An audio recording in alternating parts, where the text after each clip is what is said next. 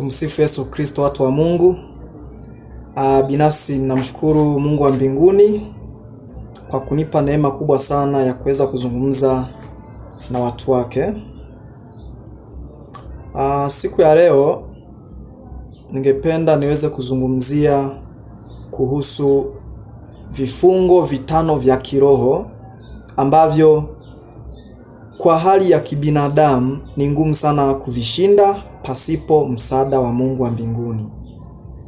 Vifungo vitano vya kiroho ambavyo kwa hali ya kawaida ya kibinadamu ni ngumu sana kuvishinda pasipo msaada wa Mungu wa mbinguni. Kuna vifungo vitano vya kiroho ambavyo vikisha muingia mtu yeyote, awe anasali awe hasari, ni ngumu sana kujitoa huko pasipo kusaidiwa na Mungu wa mbinguni. Vifungo hivyo ni hivi vifuatavyo. Cha kwanza kabisa ni kuangalia picha za ngono. Yaani katika ulimwengu huu uliojaa sayansi na teknolojia, ulimwengu wa utandawazi, yaani ulimwengu wa smartphone,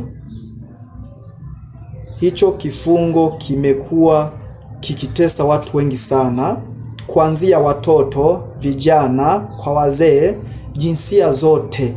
Kinawatesa sana hiki kifungo cha kuangalia picha za ngono, kiasi kwamba yaani unakuta mtu amedownload picha za ngono, amejaza kwenye simu yake, kiasi kwamba ni hata kwa mfano akiibiwa simu yake kwa bahati mbaya, kitu cha kwanza kabisa kinachomuumiza kuibiwa simu yake ni kupoteza hizo video zake alizojaza kwenye simu yake. Yaani cha kwanza tu anaanza kuwaza video zangu. Yaani kiasi kwamba unaweza kaona ni jinsi gani hiki kifungo kimeweza kutawala watu wengi sana. Yaani badala aumie labda amepoteza mawasiliano, ila kinachomuumiza cha kwanza ni kupoteza video zake za ngono. My friend, kama unajua kabisa upo addicted katika hii changamoto, katika hii dhambi ya kuangalia picha za ngono, fanya kitu kimoja, Mungu atakusaidia. Jitahidi sana kusoma neno la Mungu kwa juhudi, lakini pia jitahidi kufanya maombi. Yaani usitegemee kwamba tuende kwa mchungaji akuombee kwamba eti dhambi hii utaweza kuishinda. Ni ngumu sana, huwezi kuishinda. My friend, huwezi. Lazima ushughulike mwenyewe, ufanye maombi, ufunge na kuomba. Yaani ukifanya hivyo, lazima Mungu wa mbinguni atakusaidia. Dhambi hiyo utaweza kuishinda. Nje na hapo ni ngumu sana kujitoa katika hicho kifungo cha kuangalia picha za ngono. Hauwezi kwenda mbinguni kama we ni muangaliaji wa pornography. Hauwezi kwenda mbinguni kama unaochi pornography. My friend, acha kabisa uchafu wa hivyo. Hizo ni roho. Ikisha kuingia, kutoka ni shughuli. Amina. Hicho ni kifungo cha kwanza. Kifungo namba 2 ni kujichua. Masturbation. Yaani hii changamoto inawatesa watu wengi sana. Tena kwa dunia sasa hivi, vijana kwa wazee, wanawake kwa wanaume, jinsia zote wanajichua. Sasa changamoto hii, kifungo hiki, hadi huruma. My friend, nikwambie tu ukweli, kama unajua upo addicted katika swala la kujichua na umejaribu kuacha umeshindwa, pole sana. Ila fanya kitu hiki, muombe sana Mungu akusaidie. Funga na kuomba. Funga na kuomba. Ukifanya hivyo Mungu atakusaidia. Ukisha funga na kuomba, acha kabisa kutoka moyoni kwamba hivi vitu sitaki tena kuviangalia. Acha. Tupilia mbali sana vile vishawishi ambavyo vinakuvutia, ambavyo vinakupelekea wewe kwenda kufanya hiyo dhambi. Hiyo dhambi ni mbaya sana, my friend. Huwezi kwenda mbinguni kama unafanya masturbation. Huwezi kwenda mbinguni kama unajichua, rafiki yangu. Ya unakuta mtu anasali kabisa, anamuomba Mungu, lakini sasa bado hicho kifungo kinamtesa. Hizo ni roho. Pasipo kufunga na kuomba na kusoma neno la Mungu, rafiki yangu, huwezi kutoka huko. Huwezi kutoka huko. Hiyo ni namba 2. Kifungo cha 3 ni ulevi. Eza ulevi wa pombe, ulevi wa kutumia madawa ya kulevya na vitu vingine. Kama upo addicted katika hizo changamoto, katika hilo swala la ulevi, na umejaribu mara nyingi sana umeshindwa kutoka huko, fanya hili swala, muombe sana Mungu wa mbinguni. Funga na kuomba. Yaani inabidi ujifunze kufunga na kuomba. Bila kufanya hivyo, rafiki yangu, huwezi kutoka huko. Huwezi kujitoa kwenye ulevi kama haujui kufunga na kuomba. Hizo ni roho. Zikisha kuingia, kutoka ni ngumu. Yaani kutoka ni shughuli. Huwezi kujitoa huko pasipo kufunga na kuomba. Lakini pia soma sana neno la Mungu. Yaani muda ambao unautumia kwenda kulewa, huo muda utumie kusoma neno la Mungu, na hatimaye Mungu atakusaidia, utaweza kujitoa huko. Haleluya. Kifungo namba 4 ni wizi. Haise, kama unajifahamu kwamba wewe ni mwizi, mdokozi, unapora vitu vya watu kwa nguvu, unaiba mali ya mwenzako, rafiki yangu, jitahidi sana kumuomba Mungu akusaidie, kwa sababu hizo ni roho kiasi kwamba zikisha kuingia kwa hali ya kawaida, kwa hali ya kibinadamu, huwezi kujitoa mwenyewe huko.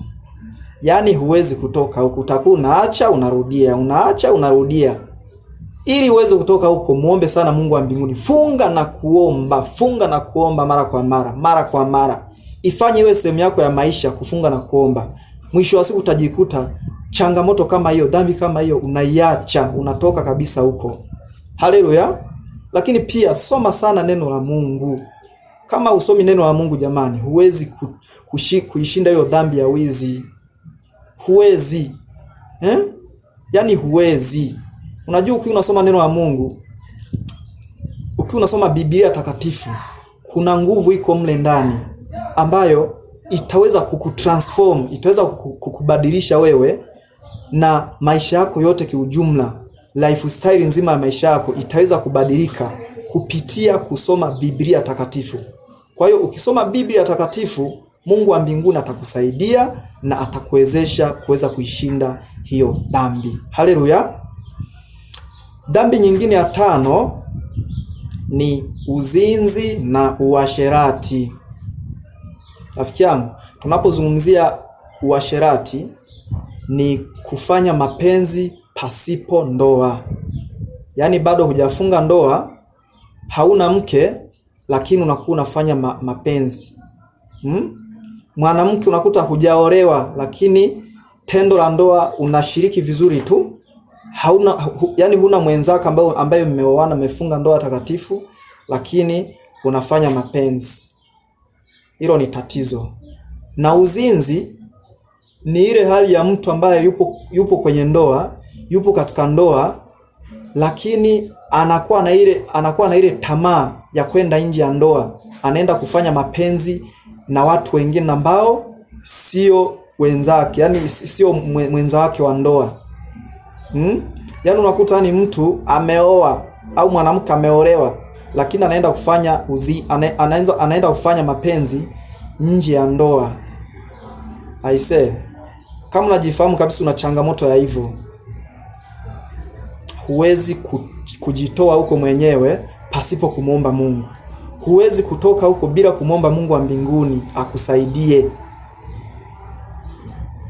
Muombe sana Mungu wa mbinguni, funga na kuomba. Yaani maombi ya kufunga na kuomba, hiyo ndiyo silaha ya kuweza kukutoa katika hiyo changamoto.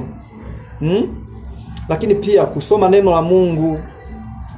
Ukisoma sana neno la Mungu lina nguvu ndani yake. Ile nguvu itaweza kukutransform, itaweza kukubadilisha wewe. Lifestyle nzima ya maisha yako itaweza kubadilika. Jamani, tufanye hivyo.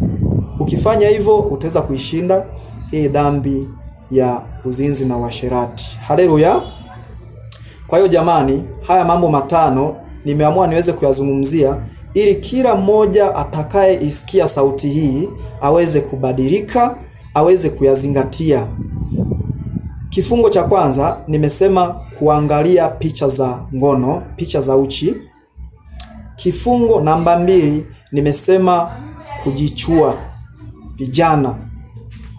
Kifungo namba 3 nimesema ulevi. Kifungo namba 4 uzinzi na uasherati. Kifungo namba mwisho ni wizi. Hivi vifungo pasipo kumwomba Mungu wa mbinguni huwezi kujitoa huko, rafiki yangu. Hizi roho zikisha kuingia haziwezi kutoka zenyewe bila msaada wa Mwenyezi Mungu wa mbinguni. Kwa hiyo tuombe sana Mungu, tusome sana Biblia takatifu, tutaweza kuyashinda yote. Hakuna linaloshindikana kwa Mungu wa mbinguni. Hakuna linaloshindikana kwa Mungu wetu mtakatifu, Mungu wa mbinguni. Haleluya. Nafikiri kama umenielewa, nenda anza kuyatekeleza haya yote ambayo nimeyazungumza, na Mungu atakusaidia. Mwenyezi Mungu wa mbinguni atakutangulia na atakuwezesha. Amina. Mungu akubariki sana.